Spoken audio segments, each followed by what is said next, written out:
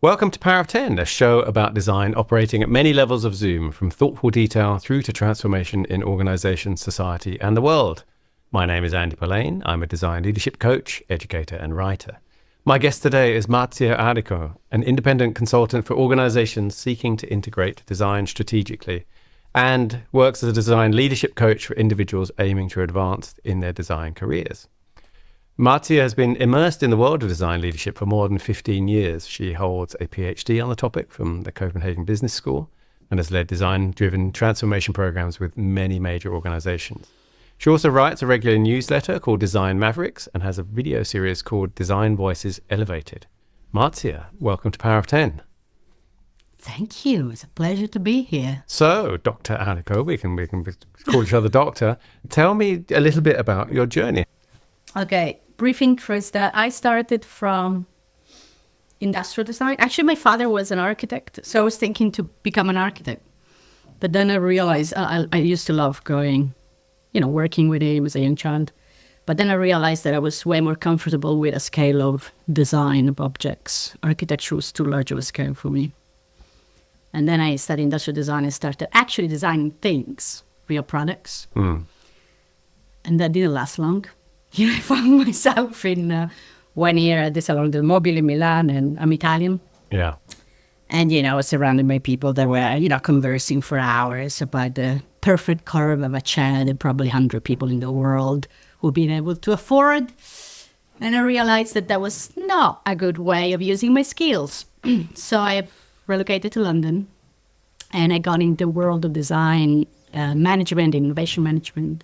So I really started thinking about design as a way to support transformation, really, mainly around innovation. Yeah. And that brought me to my PhD in organizational studies, because I very quickly realized that, with the wave of design thinking and service design, I really felt at one point like a corporate entertainer, You are jazz hands in an organization entertaining an innovation department that has some leftover budget. They love working with you because you bring some new ideas and post-its, but then there is no real impact. I mean, at least with the chair, there was the chair at the end of the project, Instead with this, there was really nothing. So for me, it was even worse. So I thought there must be a better way to do this. And so I decided to go to a business school to really understand the way organizations work, and how could we embed design in a way that could be a service of organizational goals and business goals. And so that was quite an enlightening experience, and I brought a lot of that knowledge into live work. I used to be design director of live work in Rotterdam and London. And so I translated a lot of that academic thinking into practice and translated into models that could help organizations really apply design to their transformation efforts. So usually I used to come in at moments where, an organization was going through a digital transformation or some agile transformation, sort of consumer obsession, right? So those things, they are quite grand and big words that no one understands, and they're usually tech-led. Yeah. And so I used to bring design approach, a more holistic approach to the story. And I completely forgot about the live work connection, actually, and the whole service design thing. Yeah, I've been there for 10 years. Yeah. I haven't actually read it yet, but your latest newsletter, you talk about, you've got this competency model for service designers. Yeah. Just so I can kind of age you. When did I was going to say date you. When were you doing the PhD business school? Finished in 2018. Okay, all right. So I started 4 years earlier. Yeah. So, earlier than many in the whole designers need to learn about business and all of that sort of stuff. Yeah. Yeah. Yeah, I did it as a practice-led PhD, like an industrial PhD. So I wasn't really in academia, inside academia, doing only that, but I was working and live work at the same time. And for me, it was the best setup because I could immediately, observe reality in my projects with my clients, translate that into the world of academia and vice versa. Yeah. So it was a really good setup for me. I was not there to, resolve a gap in the literature, Yeah, sure. I was there to find the space to really scientifically look at the issue. Yeah. And it was about design organizations or the... It was about the adoption of service design in organizational context. And it took me about 2 years, actually, to find a business school that would allow me to do that. Really? Because, because I have a design background. Yeah. So every single business school I approached was like, you are a designer, you should go to a design school to do a PhD. And I had plenty of design schools that wanted to do this with me, right? But I was like, I understand the design part. What I don't understand is your part. Like, I need your help to understand your bit. And it just, the answer was no. I mean, usually they used to tell me, go do an MBA and then come back. And I'm like, I'm not going to spend like $200K to do an MBA, 2 years, and then come back to do 4 years PhD. Forget it. And then eventually I found this illuminated professor at Copenhagen Business School who was really believing in the power of Stefan Misk, in the power of bringing design and business together. And he was running an experiment, bringing really students from the design school and the business school to really explore alternative ways of imagining really organizations and the future. Yeah. So that was the perfect place for me to do that. But it really took me a while to find that island of joy. That just goes to show you kind of the divisions there, doesn't it? The kind of siloing that goes all the way through. I mean, I certainly found that in academia too. I think it was Yuval Noah Harari that was talking about this. Said, isn't it ridiculous that the School of Economics is in a different building to the School of Biology or the climate change department or any of these things, and humanities. So in this, we've often talked, I say we as a collective service design kind of community, about really when service design is successful in an organization, there's been a sort of injection of it, so they might hire consultants or be building up that department in-house. The whole organization really switches to that mindset, and it becomes a sort of normed way of working rather than this kind of innovation jazz hands thing that, I had someone say to me, a client, some time ago, we did service design last year. It didn't work. Yeah, it's like we did service design last year, didn't work. So now we're, whatever they were doing, the next thing. So what did you discover in your PhD around that, and what's the secret to it getting absorbed and transforming an organization, and what barriers are there? Like, I think with everything, the key is understanding the context. Yeah. So when service design comes in, it rarely enters as service design. It enters as service of something, and usually that something is customer centricity, the customer voice, or very, very, very, very often it's customer experience.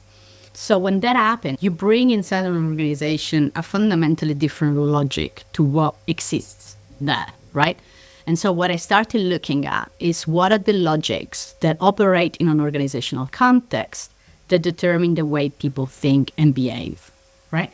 And there are not infinite number of logics. There are probably 6 or 7. So I used, an example of a telco organization, and there was this market traditional technical logic dominant there, which tells you, it's all about, profit, it's all about technology as driver of innovation, it's all about specialism, right? And then there was a second logic that was quite, relevant and present, was smaller than the first one, and there was the digital one. So they went through a digital transformation years before. So the digital logic is somewhat similar to the traditional one, but brings some aspects forward in terms of speed. For example, speed becomes a very big thing, right? And the approach to innovation becomes agile. Yeah. And then you get customer centricity as a logic on its own, and you can actually see people carrying these different logics. Like you see which groups of people are actually portraying, believing, carrying those sets of values and beliefs. And it's not that one thing is wrong and the other is right, like those organizations have been operating like this for centuries, and very, very successfully so. So, you come in with a completely different set of ideas, and you're trying to basically tell them that what you bring is better than what they have, which rarely works, right? So the idea that I try to introduce is combining logics. So first of all, can you really break down the existing logic and understand what are the key elements that make the logic? What are the words that people use? What do they believe in terms of, the very purpose of this organization, and how that purpose comes to life, right? In terms of ways of working.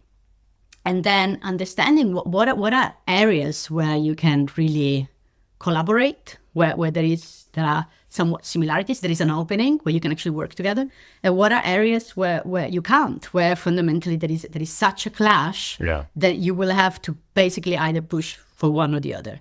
And then if that is the option that you go for, how are you going to do that, right? Because you're not going to be able to tackle everything at once. So what is your best bet? Where do you start? How strategically can you do that? And so that was a big part of my research, defining what these logics were and the composing elements and how to recognize them and how to work with those.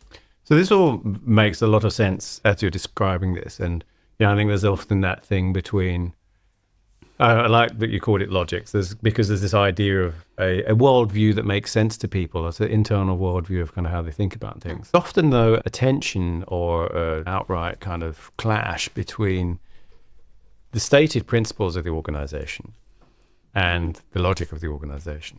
And, the one that's top of mind for me right now is Google's emissions through their AI ambitions are now 50% higher than they were because of all the data centers.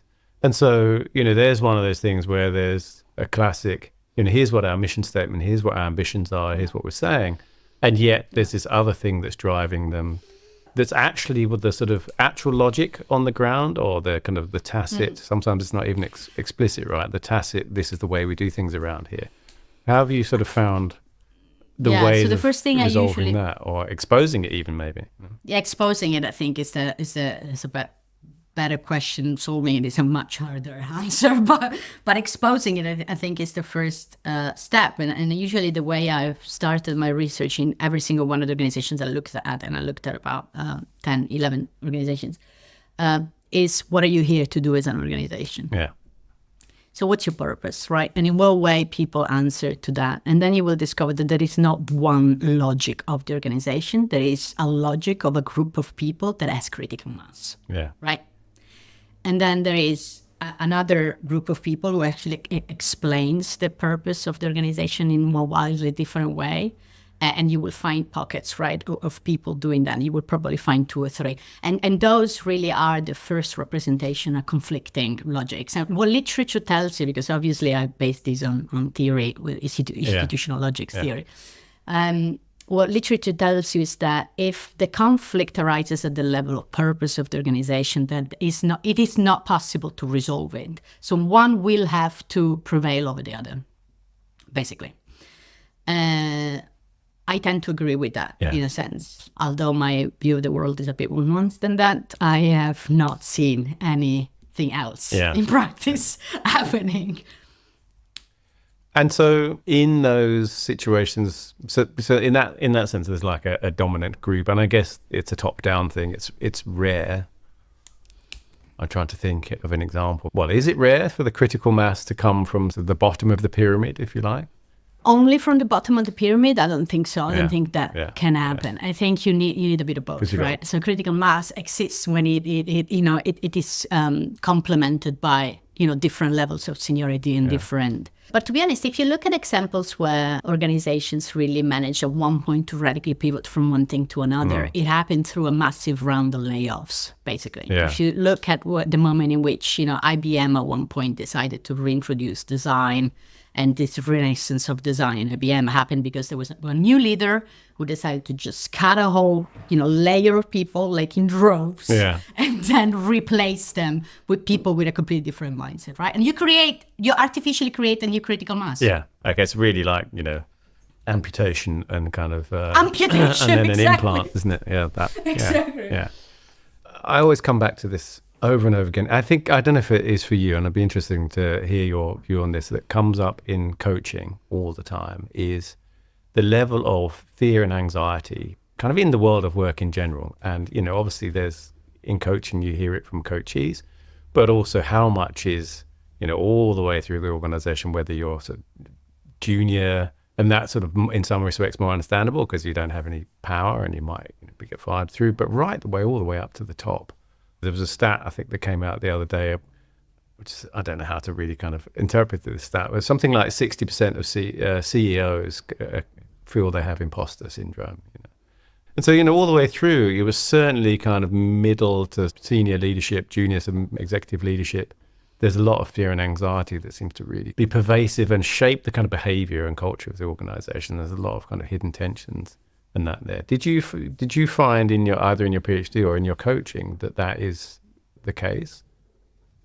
Organizations run over fear. Like the book, I'm going to publish a book. Yeah. I'm going to publish that is the currency. Yeah. I'm going to publish a book in November. It was going to be called eventually Design Leadership Chronicles. But actually the original title of that book was Fear of Design. And then I changed it because people said, it's a negative thing, but actually it's so true. Yeah. Like, and fear is what moves things inside organizations. And that is the reason why especially large organizations, and not for everyone, are for a very specific, subset of individuals that can actually handle that and are okay to deal with that. So yes, it emerges very often in all sorts of different places. In my coaching, for sure, and these days more about probably in the coaching about all of the rounds of layoffs that have happened. Is my job secure? But also in terms of imposter syndrome, am I good enough? Yeah. And in the book, I am basically portraying 9 stories of design leaders from all over the world. So these are leaders that work for very large organizations in various sectors, from healthcare to banking. And it's a graphic novel. So I'm telling each individual stories in a graphic novel format, right? And that is one of the things that I really wanted to highlight, like the human side, the toll, if you like, of covering positions of that kind for a long period of time, trying to drive that level of change in a place that really rejects you, right? Rejects you and your ideas and your way of seeing the world.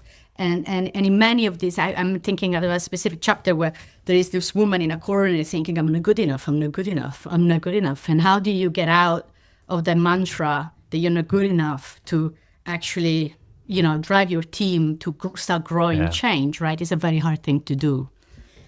But a lot of these people have managed. I think it's a very human thing to feel, I think it would be weird not to feel, on the other side, it would be weird to feel that you've got it all, you know it all, and then, you're up for the challenge. Because some of the challenges that these organizations face are really complex. Redesigning healthcare for the entire population of Brazil. Like, there are lives at stake, there are, not just in terms of patients, but also actually the employees, jobs, and you're really rethinking the way certain organizations goes about delivering some crucial services for people. So it would be weird, I think, and not necessarily right to actually go in it saying, yeah, I've got it all, I'm good. I know what I'm doing. So I think there is a level of actually sanity, if you like. It's a healthy way of questioning yourself. The problem becomes when that paralyzes you, right? Yeah. Paralyzes your actions and your choices. And that's what I tend to explore with the people I coach. In your coaching, yeah. Yeah, and a lot of the times then you discover that actually the source of the problem is not really their role, it's really coming from the parents, right? I usually, I am at a point, no, but I'm at a point where I refuse to coach people that do not have a psychotherapist. If you are doing a parallel kind of experience, introspective experience about who you are, where you're coming from, what are your triggers, usually my role as a coach is way easier and I become way more effective. Yeah. You explore this too in my coaching. My wife's a psychotherapist, psychoanalyst, and I sort of draw a lot from that work, and it's something I've done for a very long time too. It's about 25 years. I have 2 opening questions in my coaching, actually. Here's my secrets. One is, what did you want to be as a teenager? Because I'm always interested to know. Some people are like, I've known I wanted to do something creative since I was 6. And other people were like, I wanted to be a fireman, or thought I was going to be a doctor, and their parents wanted them to be a doctor. And then, there's always this interesting moment of when did you discover that design was a thing? And this was a thing that you could do. For your case, your father's an architect, my dad was a designer, my brother's a designer. And so that was kind of always there. I actually wanted to be a filmmaker though. I wanted to be a film director. Oh, there you go. And so it's always interesting because I often think there's always that slight echo of that initial ambition that sort of pervades people's lives. It does for me. But there's the other bit, which gives you a chance to talk about people's parents and upbringing, because your parents, in leadership, your parents are the first people you encounter as leaders, right? They're your role models, the people who are in charge of what's going on around here. Yeah. Right? And it really is fascinating how often that comes up. And, you know, when I hear that, and then when I hear then people's kind of issues, particularly when they're dealing with senior stakeholders and managers, it's really common. And it's funny because I have some coaches like, well, I'm thinking of doing some therapy at the same time, but is it going to kind of clash? And I'm like, no, please do it. You know, do both. Yeah.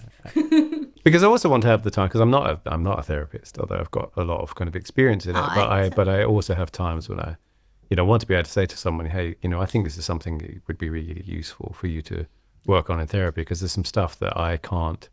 I don't feel responsible enough, to bring up in a session, particularly in an online thing, you know. But also the other way around, if they are aware of specific triggers or trauma or, you know, sources of certain, you know, behaviors, then it's way easier to recognize that and embrace it in your strategy and your thinking about your career and choices, and you become way more intentional. Yeah. If you like. God, I wish so many more people did it though as well, because it's, you know, one of the things, there was a thing I read, I don't know if you read Stowe Boyd, he has this Work Futures newsletter. There was an HBR article, and I went to have a look at it just now, but I didn't want to get distracted. It was kind of, we did a study to, you know, examine whether the way managers react to employees talking about their emotions makes a difference. And we discovered that it does. And I'm like, really? No shit. And so much of that stuff, it's this, and we've got this data, and part of me is like, great, well now you've got some data about the bleeding obvious, right? But another part of me is always astonished at how this idea of professionalism means you know you just suppress your emotions at work, and yet you see the toxic outcomes of doing that all the time. But that is the reason. That is the reason why I started my video series, the Design Voices Elevated, because, you know, I've been in my entire career, I've been working as a consultant with very large organizations were dominated by a very specific group of individuals, typically men, typically white, typically in their people 50s, look like me. 50s. Well, I mean, a bit less creative, I say. So, me in a suit. So, and also wearing a suit or not, but usually with that kind of approach to leadership, where you know your emotions and your vulnerability should be hidden, right? Yeah. And the loudest voice is the most important voice, right? And so, and at one point, I mean, for me, I had a breaking point where it was like, I really don't want to, I do not want to do this anymore. Like, I do not want to enable any more of these people to make more money or expand their markets or, you know, whatever the thing is that we're doing. But also I felt the need to hear other narratives, you know, other narratives of people that are leading in organizations, that are making change happen, but they're doing it in just different ways. Yeah. And so that's why I started looking at women, people of color, non-binary, like people that might have just a different way of looking at what success looks like, what leadership looks like, what management looks like. It's a great series. So you've got all of these people. I'm really interested to know whether there's a couple of things actually. As you say, the dominant culture is, like I said, people look like me, cis, white, middle-aged men who maybe don't even think about the fact that there's a whole structural bias in that direction, right, in the worst case. So it's not always easy for those people that you're interviewing in Design Voices Elevated to even get into leadership positions in the first place. No, not at all. And it's also not easy, as you talked about, you know, in an organization that might have a different set of logics to operate, to bring a new one in, right, and to operate in a different one. So are there any clear sort of themes and topics that you've learned through those, or common themes and topics that you've learned through those videos? Yes, I think so. Actually, it's the first time that I'm reflecting on it like that, because I've been running it, and then stopping it to actually reflect. Okay, let's think about what is happening in this first 10 episodes. It's a very good question. You know, in the first season, I've interviewed people who were diverse in lots of different ways, like diverse in terms of social economic background. For example, I interviewed Bethany Jeroussi, who comes from a very large family, 10 kids. None of them went to school. She did not go to school. She did not graduate. She was homeschooled, and she did not go to university. And so for her, that was a big stigma, you know, like it was really difficult to get into a corporation and just say, yeah, I don't have a degree. And I've been homeschooled for my entire life, and I was actually a part of a family that was moving every year, you know? And there were others that were just racially different, like black women. Or I just actually interviewed for season 2 the first black man. And, you know, in terms of also kind of ethnicity, all sorts, gender, but also sexual orientation. And for all of them, it's been very difficult to find their space in an environment, in a system that was just simply not designed for them, where they were the exception and themselves being themselves. Because when you tell people, you know, you should show up as your awesome, authentic self. Yeah, it's very easy if you fit the parameters of what people like or consider acceptable or consider, you know, legitimate. But if you don't, it's really hard to just show up as yourself, and then people go like, "Wait a minute." Well, it's dangerous. I mean, it's really it's dangerous. Yeah. And so I think there are a couple of things. What the first one is like an incredible self-love. Like these people are self-aware. They love themselves as individuals, and not in a way that they think that they're better than others, but they just like who they are. Yeah. And so, in a sense, they're confident enough to actually bring out that piece of themselves in an environment that might not necessarily like it, because they're not going to change their idea about themselves because that do things differently. And these are people that have been also very reflective, because they're not privileged in the sense that options are given to them, but they are people that have to scrap every single next opportunity, right? They're just, you know, digging for the next thing. And really working hard to make it happen. They've been incredibly intentional in the progression, in the career, in the choices that they made. Way more than a lot of other people that I spoke with. They, you know, went in very fancy universities, and their father, you know, called their mates and found a job for them. You know, it was all easy. So that's the second thing. So the first is self-love, and the second is intentionality. Let me think if there is anything else.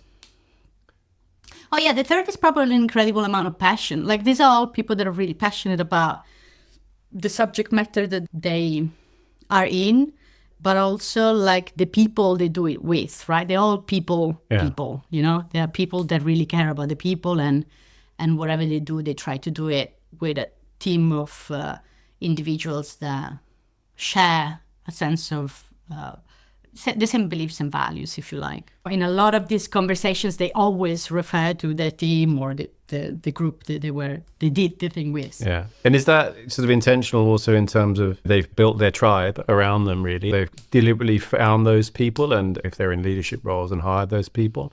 Or has it just been a sort of gravitational pull to the people who have followed them? No, I think it's a gravitational pull. Yeah. I think it's a gravitational pull. And these are generally people that can find the best in others, you know. So they don't necessarily need to build their own team of like-minded people. Yeah. They're actually able to jump into a situation where a team is broken and people treat each other with no respect, or, you know, and then work with that material of design, if you like, to make something wonderful out of it, right? Because these are people that profoundly believe in that there is good in everyone, you know? And so I can certainly work with you, even if other people think that you are not good enough, or if you are, not considered, you know, you don't have good relationships with others. Or so in a lot of the cases that I heard, it's not necessarily, I mean, in some cases they build their own teams, but in a lot of others, they just go in and just work with the people that they had in a way that was unprecedented. Because, you know, when you are used to, like a lot of the people, probably you have the same, like a lot of the people that I coach have no one example of a good leader or manager in their career. Yeah. They've always been widely treated really badly, you know. They're just very bad examples. So people that massive egos, you know. And so when that's the only example you have, then it's the only thing you think to do, you know. But when something new happens to you, when someone comes with a completely new perspective on what leadership is, that someone that gives you agency, that, you know, empowers you, if you like, although it's a word that I really don't like, because when you talk about empowerment, it means like, you know, the power is somewhere and you transfer it's a little bit else, colonial, isn't it? In itself, it's, yes. But okay, it's a word that, you know, people understand. So then, you know, things People change. People start seeing their environment and their relationship with others in a slightly different way, and it takes time, but it is possible. So a lot of these stories are stories of that kind. Yeah.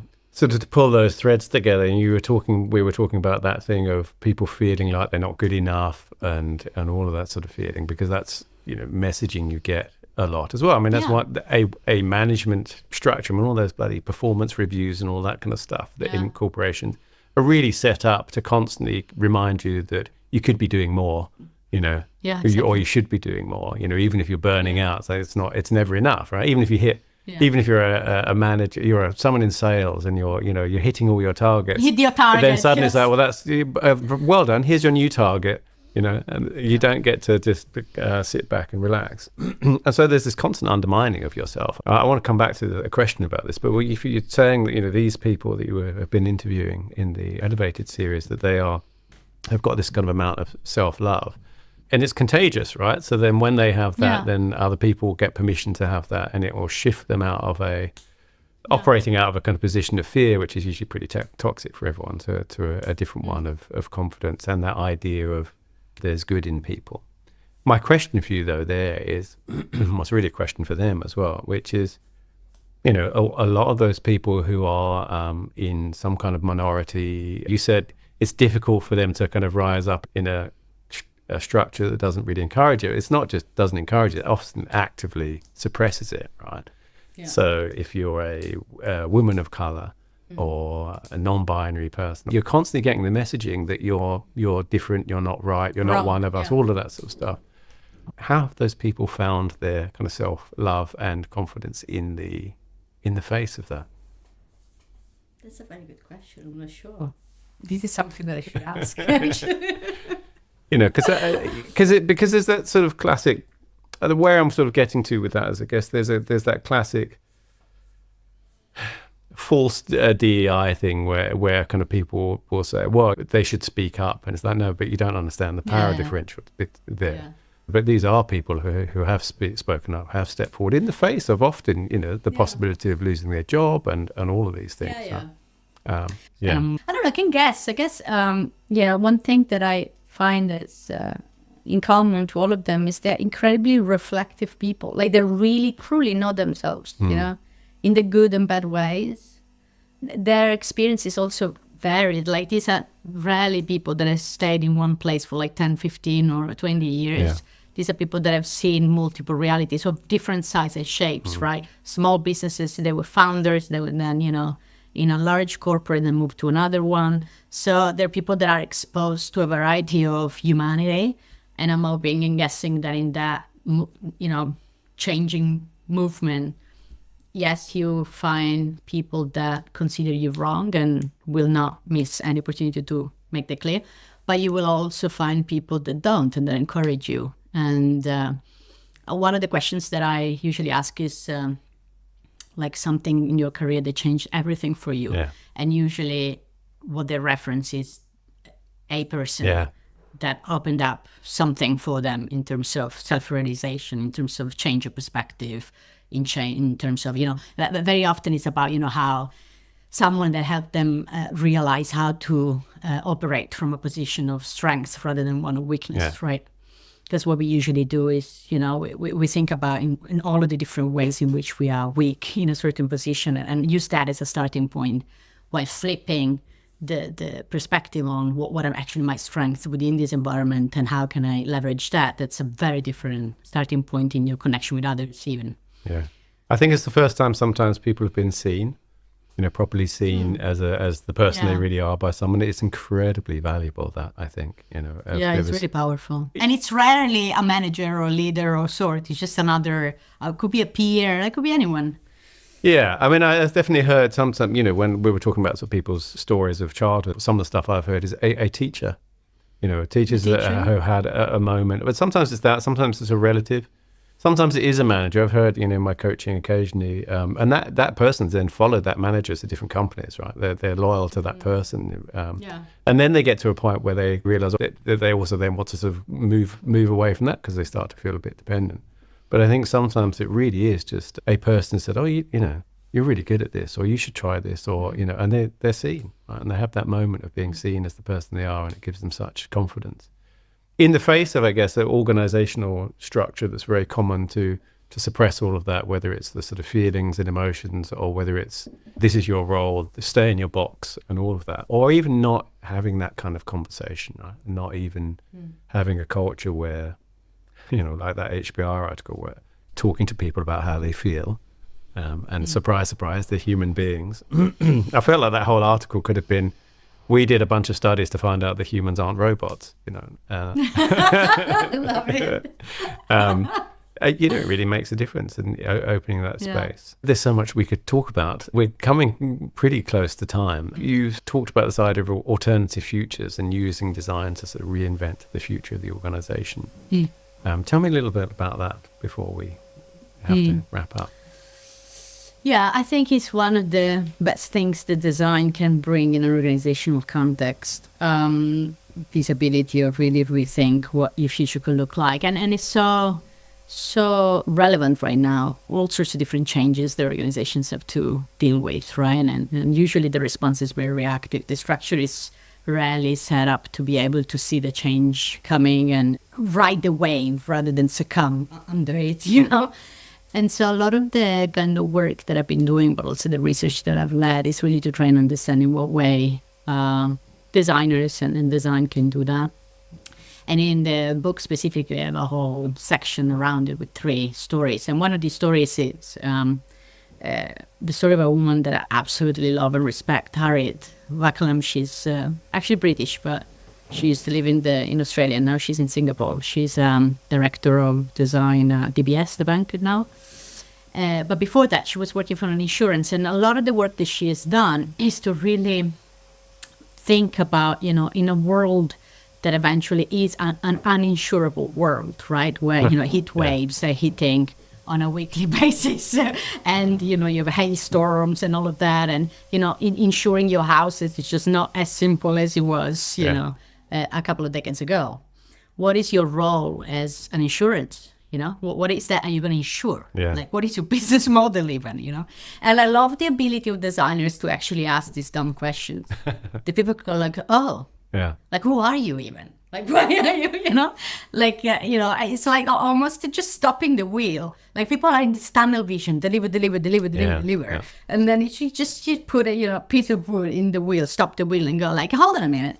Like, and I find that incredibly powerful, just the ability to actually ask the question.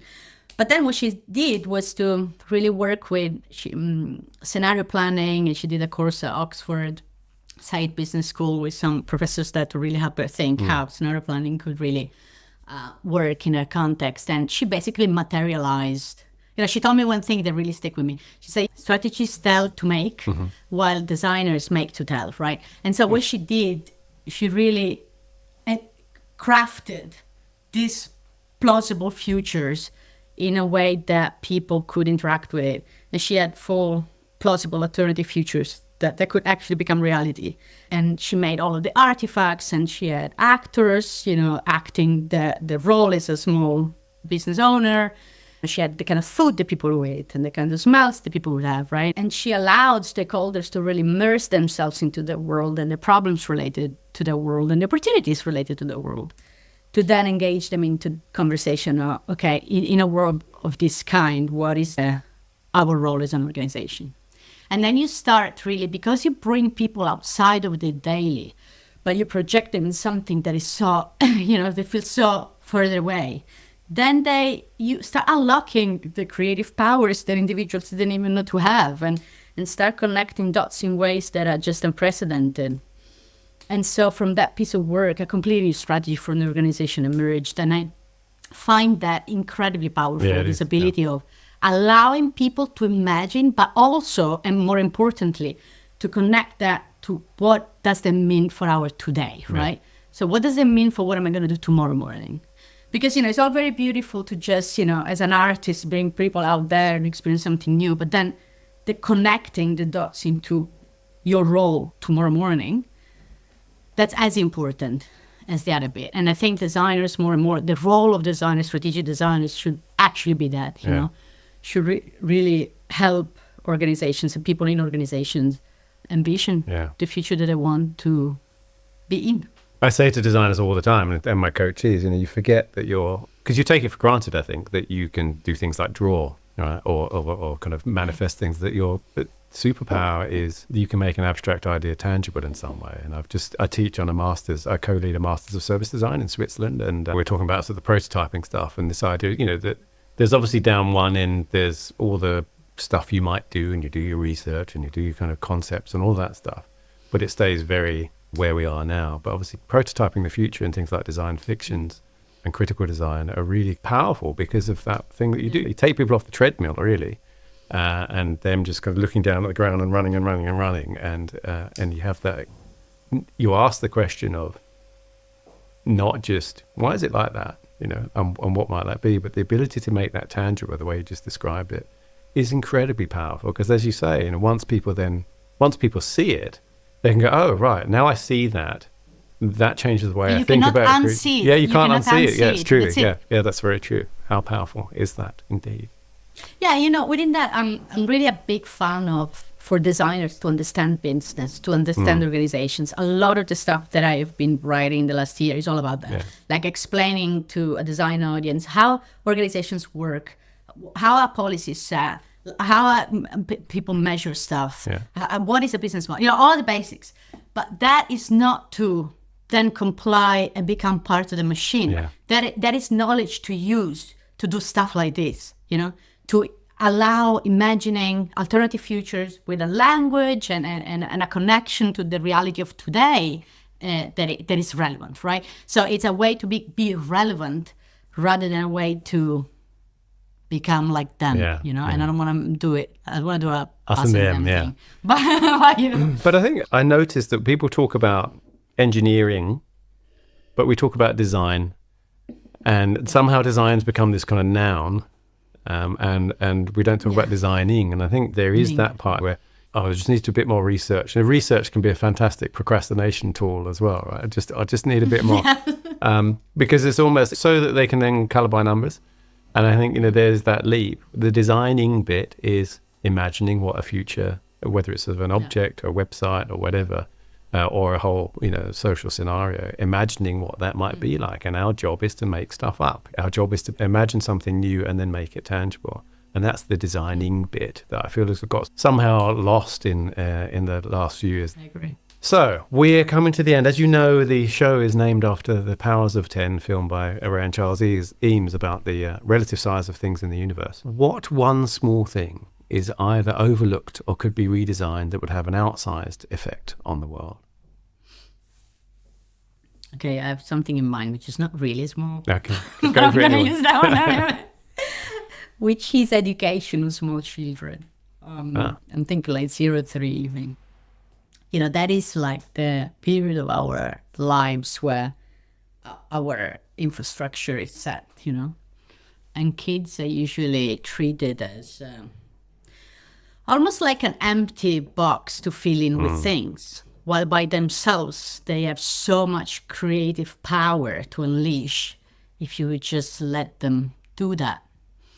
So I think, I've been thinking about it a lot because I have a 6-year-old and I'm now pregnant with my second child, and I'm really struggling to deal with the educational system as we know it. And I'm in a country like the Netherlands that is very progressive in the sense, but still, like I find like gender definition or what plays or constructs that are just not empowering or providing agency to kids to really express their full potential. And so I think that is something to really think about. And I think it would really benefit our society at large. I think we would really benefit from a bit more of nurturing creativity since very early stage and trying to maintain that throughout our lives. As the father of a daughter who is in a Steiner school, I can only agree. That's a very good answer. Thank you so much. So where can people find you online? You've got all of the stuff going on. I'll put some links in the show notes, obviously. My blog, designmavericks.substack.com, and there I write every week, but I also publish my video series, and there will be info about my book as well. So I guess that's the best Okay, all right. I shall put all the links in the show notes. You are at marzia.studio is your sort of personal site. Marzia.studio is my website, yes. I'm also on LinkedIn most of the time. I'm more than happy to have conversations there with folks. Great. All right. I'll put the others there and people can find you there. I really appreciate all the work you're doing, your writing and the videos, particularly the Elevated series is really excellent. I think it's really important too. Thank you so much for being my guest on Power of 10. Thank you for inviting me. I had a great time. Thank you. Bye, Andy. Bye. You've been watching and listening to Power of 10. You can find more about the show on Polaine.com, where you can check out my leadership coaching practice, online courses, as well as sign up for my more irregular than Marzia's newsletter, Doctor's Note. If you have any thoughts, please put them in the comments or get in touch. You'll find me as Polaine on pkm.social on Mastodon. You'll also find me on LinkedIn or my website. All the links are also in the show notes. Thanks for listening and watching, and I'll see you next time.